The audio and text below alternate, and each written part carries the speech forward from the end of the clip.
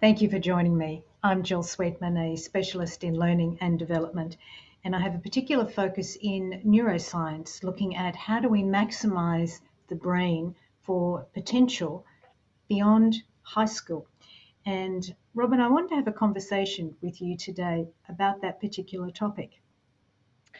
Jill, I would like to switch the tables a bit today because I think you're very good at interviewing. You do a series of these great interviews with a variety of people.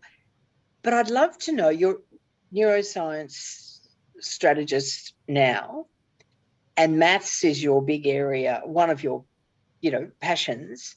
But when you were going to school, was maths big then? And like, what was the segue? Sort of, I know we've had a lifetime between school and now, but where'd you go after school?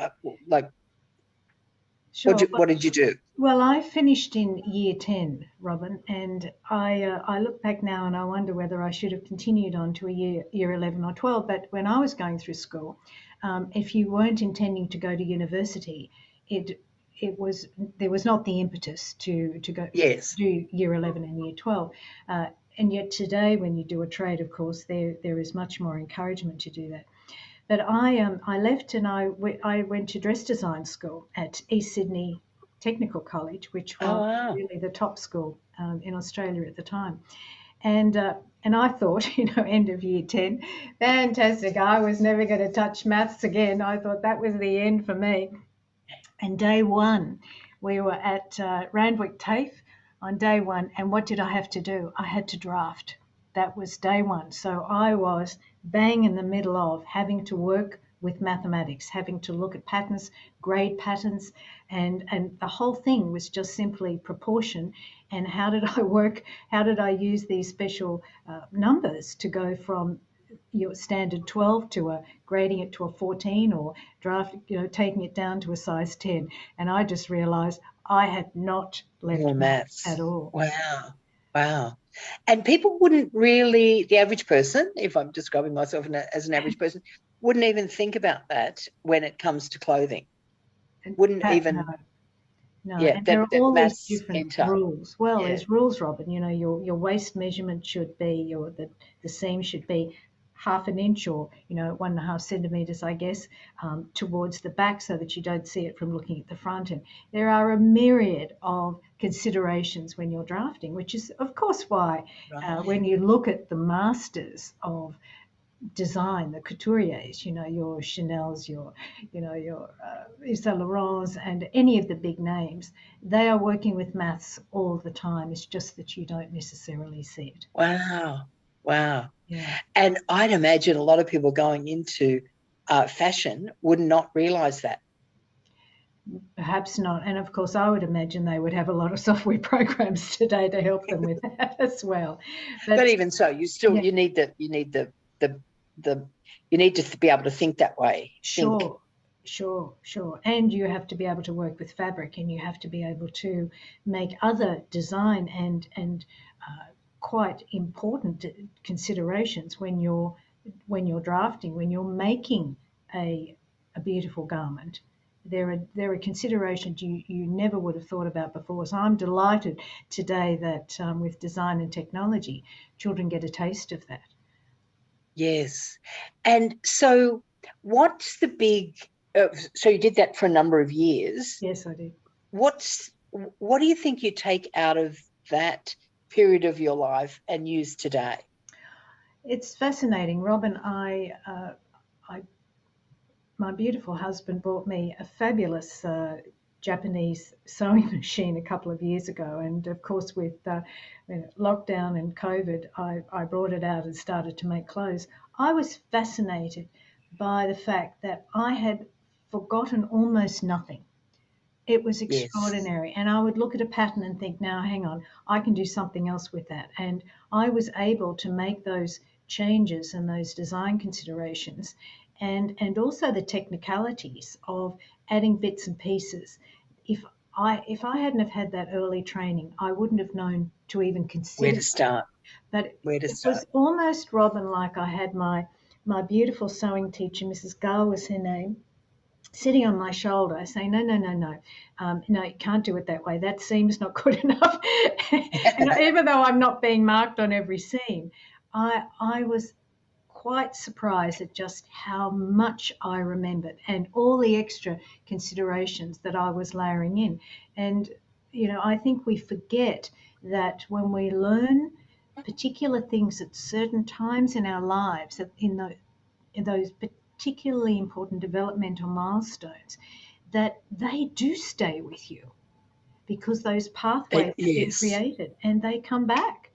yes, yes. And the rote learning when we're very little with Yeah. the times tables and all of that, Mm,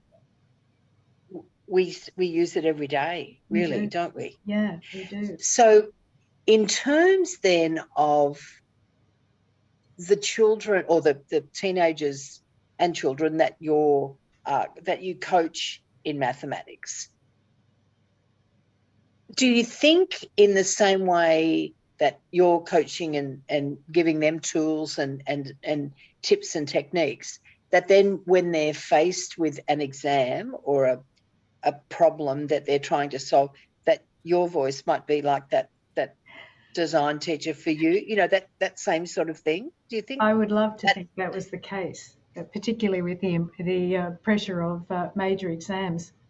Yes, That's a great question. In the context that you want to be able to teach, and I never knew that I enjoyed mathematics until I went to design school and realized that I actually wasn't so bad at mathematics. I was actually quite good compared to my yes, classmates.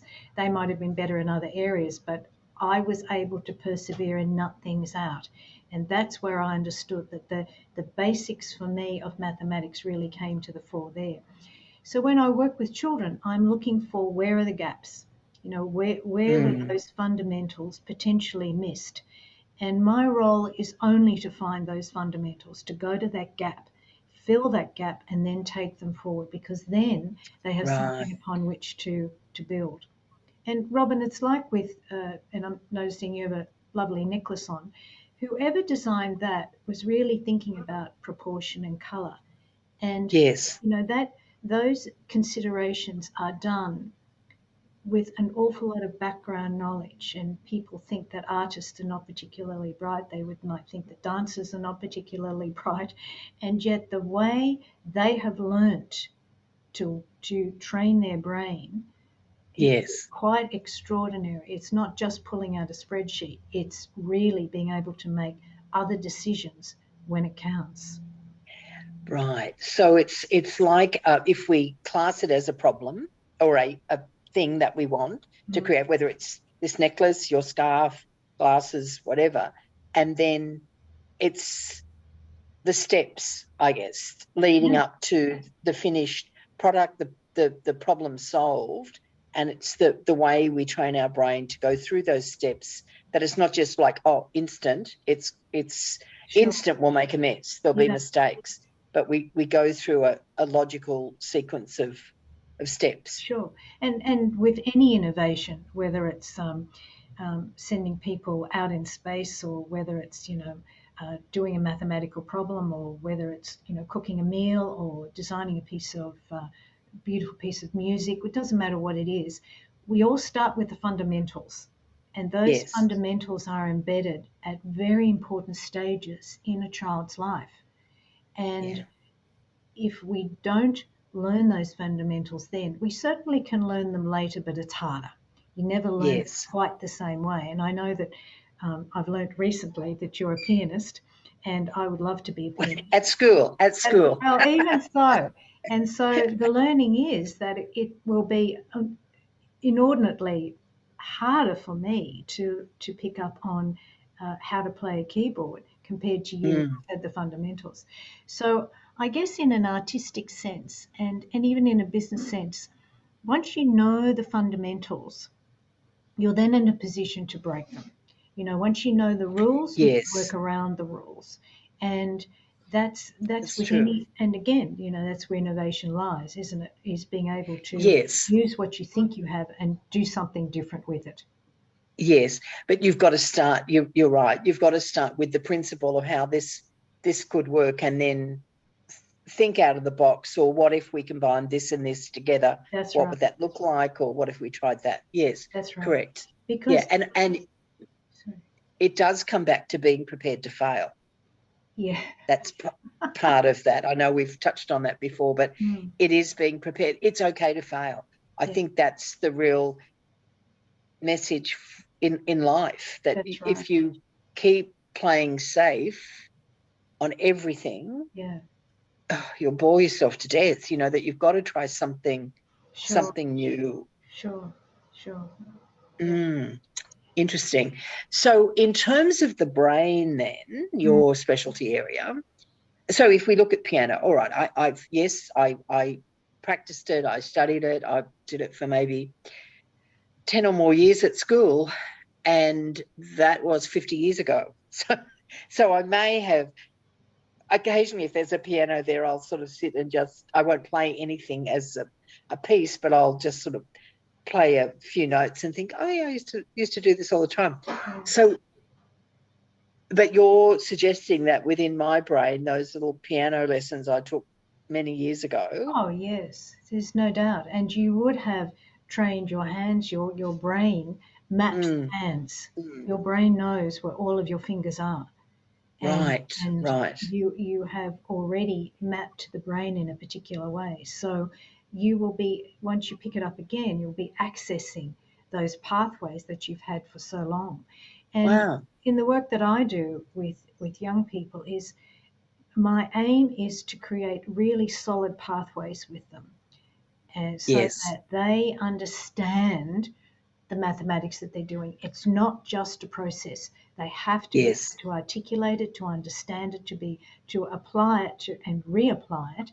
And that's where the learning comes in, because I won't be, as you've identified, sitting on their shoulder telling them which formula to use in the HSC. It doesn't work that way. Nonetheless, their understanding and having the patience with them, encouraging them to fail, because that's where the learning is, to try different ways. That for me is part of the gift that I offer children, is that willingness to stay with them and to allow them to develop that perseverance and that resilience when the time comes. Yeah, and it is a gift. That is, yeah. Jill, that's been fascinating. And I'm sure that's great insight for your clients, for the parents of children that they're of the parents of the children that are considering tutoring, but also just for your corporate clients as well. There's that sort of logical. I guess it is like you're saying, that it's embedded in your brain, but you're able to access it decades later. So I better go and find, as soon as COVID's over, or as soon as lockdown's over, I'll go and find a piano. Well, I've said to you, you're buying two. But, with adults, and too often they will go back to their childhood days and say, I was never good at X, or I was never good at maths, or I was never good at something else. And yet they have a lifetime upon which to draw to look at those, how they have worked around that, because they've developed pathways, neuronal pathways, to compensate for that. That's right. And that's never to be downplayed, ever. Yes. And I've noticed that with people that are dyslexic, that they, again, it's, I wouldn't label that a disability. However, they have learnt to work with that, often to hide that, because that is, they're not wanting to show that they don't understand, so they'll have ways of overcoming that. And I think they develop very good, my observation is that some develop very good social skills, and that gets them over a lot of times, that they don't want the embarrassment of reading something and getting it wrong publicly. That's right.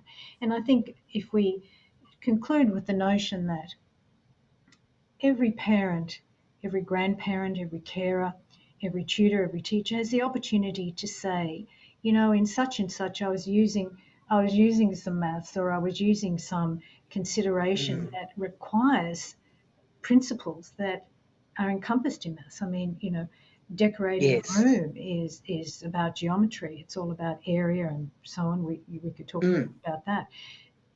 And children do so much of that today. The curriculum is actually very, very good and very Yes. broad. So therefore, I would love children just in their day-to-day lives and outings with parents and grandparents to be made aware of the mathematics that's involved and actually call it Yes. that. So they start to Yes. see the relevance rather than, Yes. how often, and I know the words have left my lips, how will I ever use this when I leave school? Well, Sure. what you learn is the way to think. That's what Yes. you learn. You learn a way of thinking. It's not just about the maths. It's how do we train our brain. Robyn, thank you so much for turning the tables on me today. Thanks, Jill. It was a great Thank you. session. Thank you. Always good to be with you.